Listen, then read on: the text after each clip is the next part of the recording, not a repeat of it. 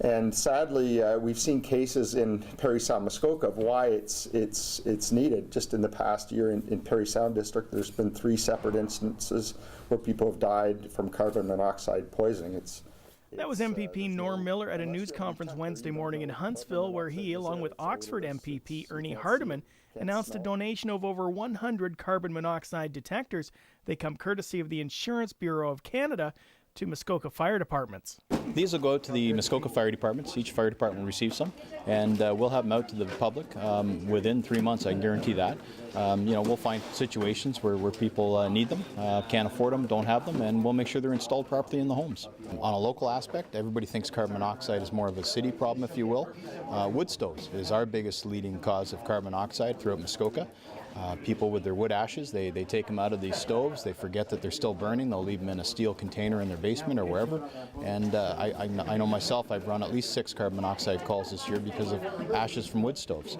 So now our job as the fire department is to get the message out as to what carbon monoxide is, what causes it, and what people need to do to be safe.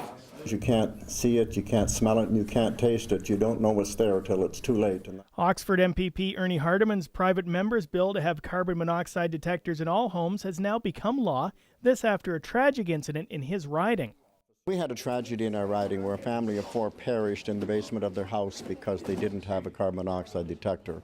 The vent of their fireplace had been plugged by summer debris, I expect, and the carbon monoxide could not escape, and it got them in the basement. Not knowing what to do, we started looking around and we realized that it wasn't.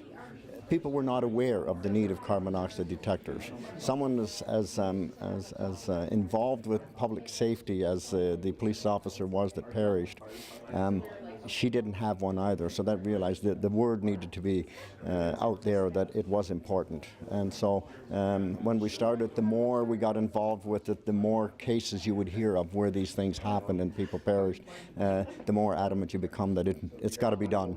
And so that's what kept us going for 5 years and finally completed the task.